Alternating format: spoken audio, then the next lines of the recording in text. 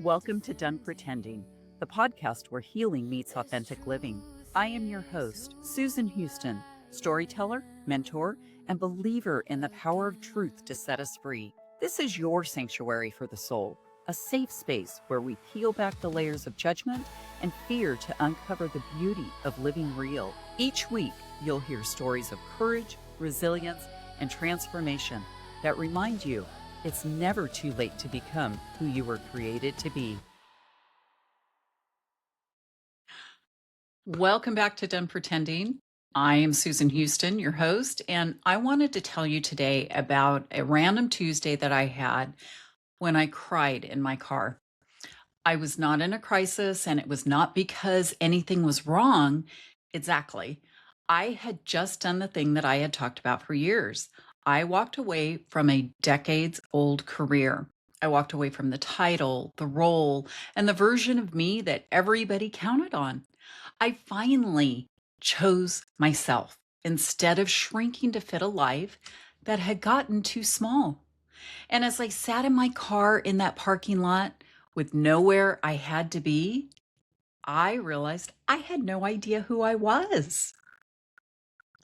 If you are a woman in midlife and you're standing at the edge of leaving a career or a company, a chapter that you've outgrown, and a part of you is thrilled, and yet there's another part of you that is feeling absolutely terrified, I made this episode just for you because nobody warned you about the 4 things that I'm about to name. And once you see them, then they can stop running the show. This is Done Pretending. Let's get into it. Here's something most people don't know. More than 20 million American women between the ages of 50 and 65 are going to walk out of the workforce in the next 5 years. 20 million. And almost every conversation around that is about money, pensions, savings, IRAs. Do you have enough? But after talking to hundreds of women on panels and interviews and research, that's not what the majority of these women are afraid of. And I will tell you, I rarely hear that first. They never say, I'm scared about the money. These are professional women, as I'm sure a lot of you are, who have planned for that. What I hear most often is, I don't know exactly who I'm going to be. See, the real fear isn't financial. It's the loss of identity, of purpose, of relevance. It's the terror of becoming invisible after a lifetime of being the one person who solved all the problems and who held it together. And because nobody says that out loud, every woman thinks she's the only one feeling it. So let me say it out loud to you. Here are the 4 fears. I want you to see how many you recognize and put it in the comments whether you recognize any of these and if you have any additional ones. And I'm just going to mention this now. More will be at the end of the episode, but I am doing a free reinvention workshop. Apparently, I can't talk today. I'm doing a reinvention roadmap workshop next Tuesday, and it will be about 75 minutes, 60 minutes, where we are going to give you an actual roadmap to help you navigate this transition. And then we'll have time for Q&A after that. So look for the link in the show notes. Okay. Fear number 1. The title is everything. For decades, you had an answer to the question when people said, what do you do? You had a badge, a role, a place on the org chart. People deferred to you. And your calendar was full because you mattered to 100 different problems that you helped solve. And here's what nobody talks about. The title wasn't just a job. It was actually load bearing, if you know anything about construction. It was holding up your whole sense of self, and you didn't even know it because it had always been there. So when you take it off, the floor out falls out from under you. It moves. You go to a dinner party and someone says, "Hey, what do you do now?" And you hear yourself say, "Well, I used to be the executive administrator." And then something just feels off. I call this the identity shift. And I want you to hear me very clearly. What you are feeling is not weakness. It's not you being dramatic or ungrateful for everything that you had and have. You spent decades pouring yourself into the role. And now that the role is gone, you are still here. And the two of you have not been properly introduced in a very long time. The women who struggle the most with this are the ones who try to white knuckle past this and try and ignore that this is a real issue. It's the women are the ones who understand it, do it well. The ones who do it well, I should say, understand that what I am without the title is not a problem to outrun. It's actually, I like to think of it this way, it's a doorway, but you have to know how to walk through it. And you have to do that on purpose. And it's a very specific piece of work that you have to do. I'll give you more on that in a minute. But let's talk about fear number 2. And this second fear, it shows up, for me, it showed up about 4 weeks in. I retired at the end of December. So, went through the holidays, went through the cleanup of the holidays and travel. And then a couple weeks after that is when it hit me. It's a blank calendar. And this is what I've labeled the purpose gap. For your entire adult life, your time had shape. Monday meant something, meant meetings, and your value was obvious. And there was always the next meeting, the next fire, the next person who needed you. And if you have raised kids during this time as well, you've had them. You've had their school activities, their extracurricular, their soccer games, their football games, crew. My daughter did crew, another one did show choir. And there was always something to do. And you oftentimes, I know I did, I fantasized about having a clear calendar. I used to love to go camping where we go up in Mammoth because for a long time there was no Wi Fi and no one could get a hold of me. Oh, man. And we earned that fantasy, right? And then you get it. The freedom, it feels less like a vacation and more like a free fall. For me, it was really scary because this is what I found that nobody will admit. An open calendar is only a gift if you know what it's for, if you have a purpose. Otherwise, it's just a mirror and it reflects back the question that you've been outrunning for years, which is if I'm not producing, if I'm not doing my job, am I still worthy of anything? This is where our self doubt, a lot of limiting beliefs come in. And this is where the fear of irrelevance lies, the fear that the world is going to keep moving and quietly close the gap where you used to be. I want to name something gently. This blank space it's not the problem. The blank space is actually your most important real estate of your entire encore act, your second chapter. And most women I have found are so used to being busy that they'll rush to fill it. They'll get on a board seat. They'll do a lot of volunteer work. They will get busy going to lunch and dinners and breakfasts and coffees and helping someone else's emergency just to make the discomfort stop. So they paper over this purpose gap instead of letting it show them what's actually next. And there's a way to read that blank space instead of fearing it. But you don't find it by accident. You have to give space to listen and explore, and you almost never will find it alone. Okay, fear number 3.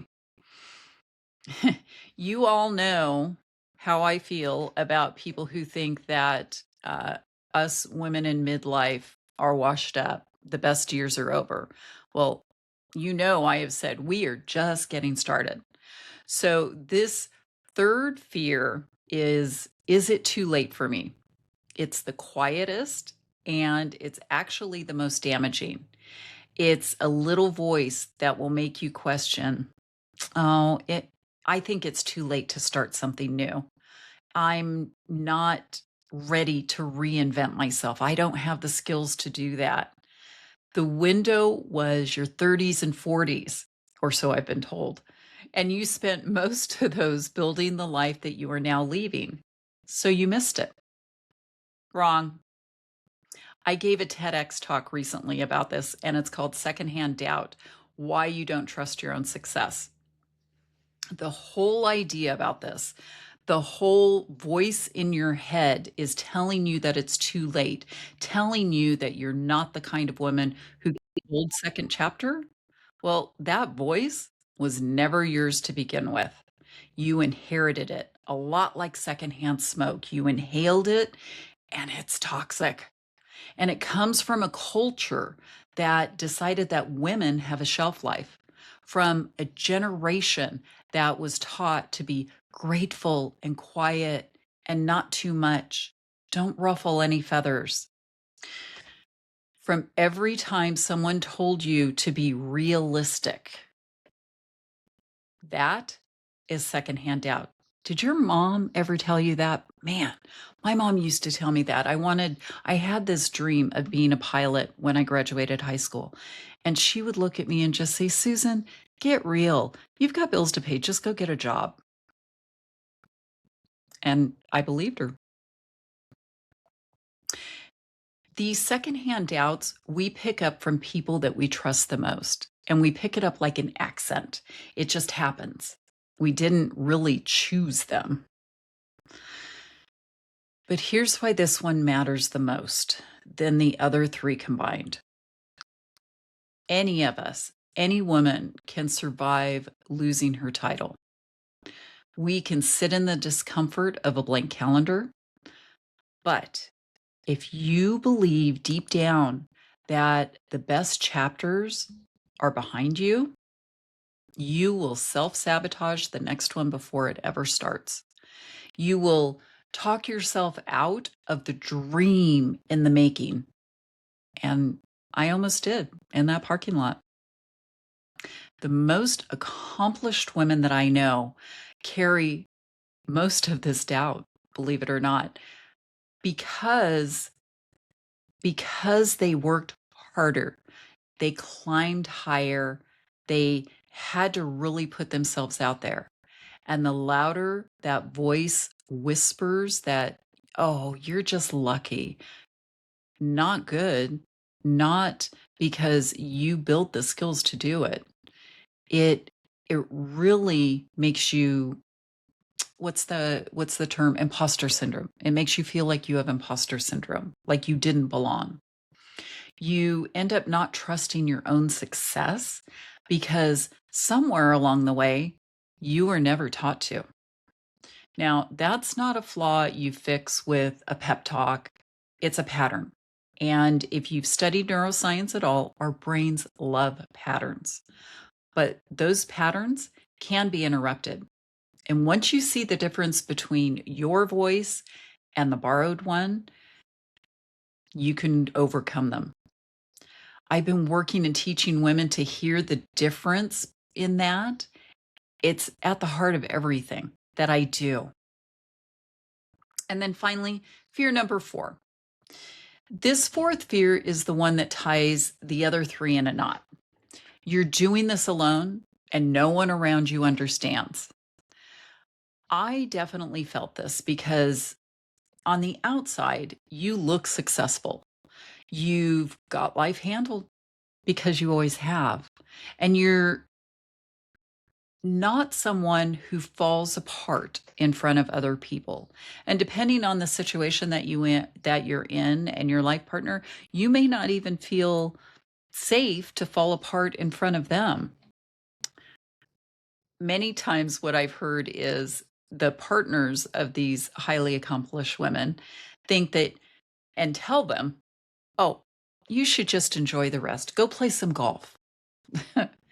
And then you also find that your friends that are still working are actually a little bit envious of you, and they do not understand at all why you actually have some grief about this, why you're struggling. And then there's your kids. Your kids think you're fine because you always have been. You've always been the strong one for them.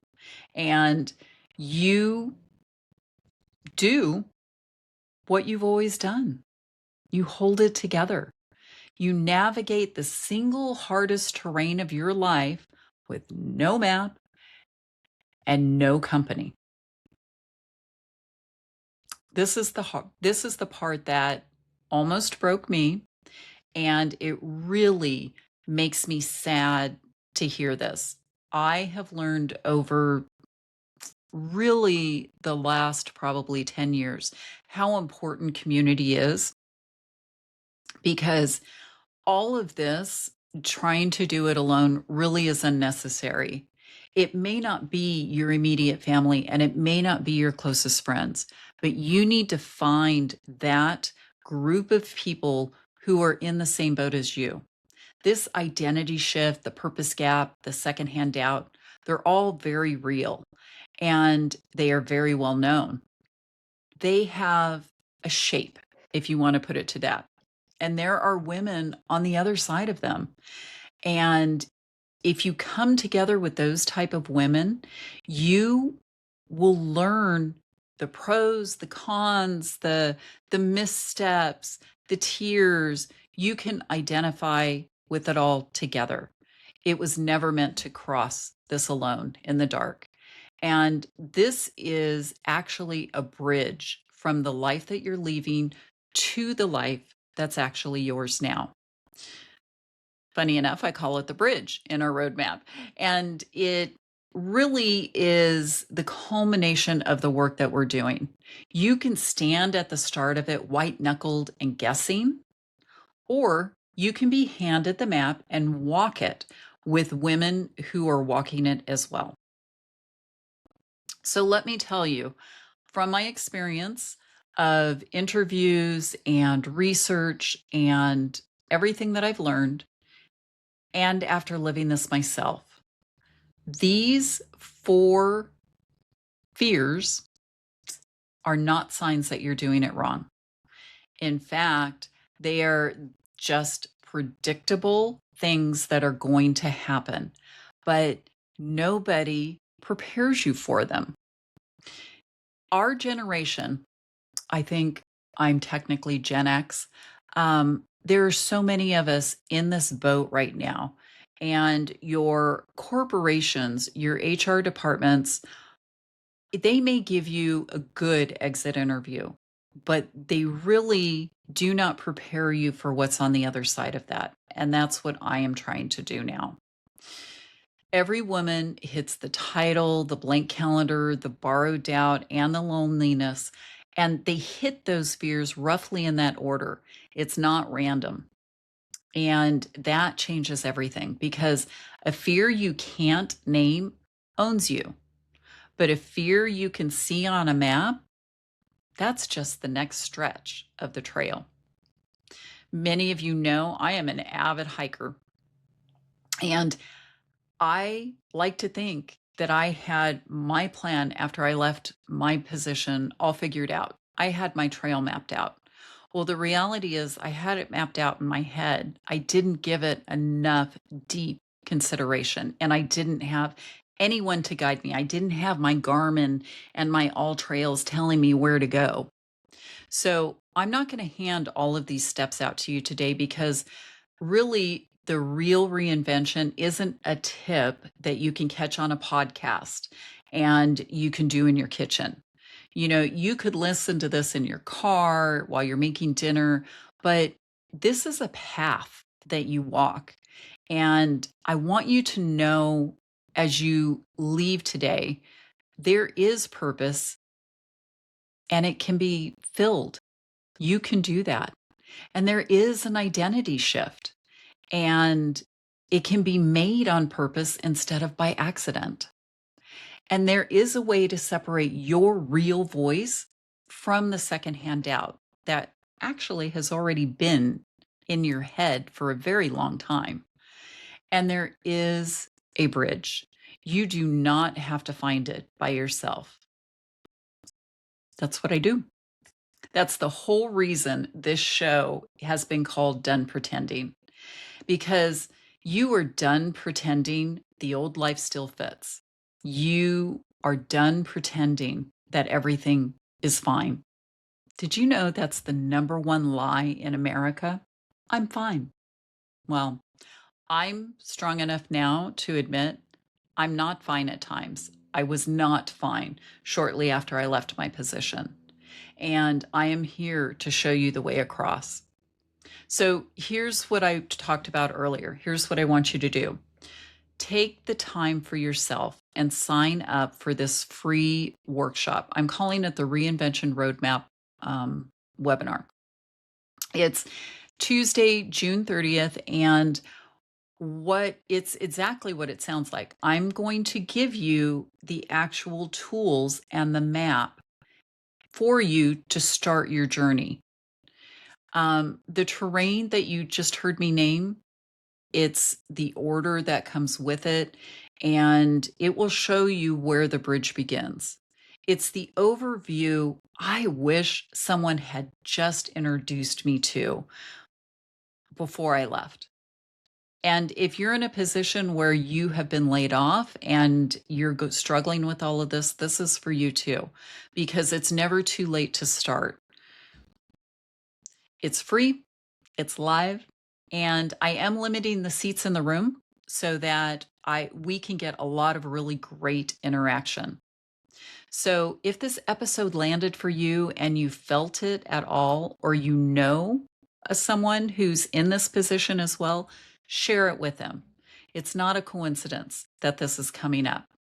The registration link is in the show notes, and I would save your seat now while you're feeling it. I look forward to seeing you there on Tuesday, and come find out what's on the other side of the bridge. That's it for today. And I want to remind you, follow me for these episodes. You don't have to carry any of this alone, and you can be done pretending and find the real you. Send this to one of your friends or coworkers or even your HR department, because I speak to HR departments a lot. I speak to corporations. We do trainings to help them prepare for this mass exodus, because they need to do this well in order for the next generation to come in and fulfill all of those empty spaces. I'm Susan. This is Done Pretending, and your next chapter is not behind you. It's just on the other side of the bridge.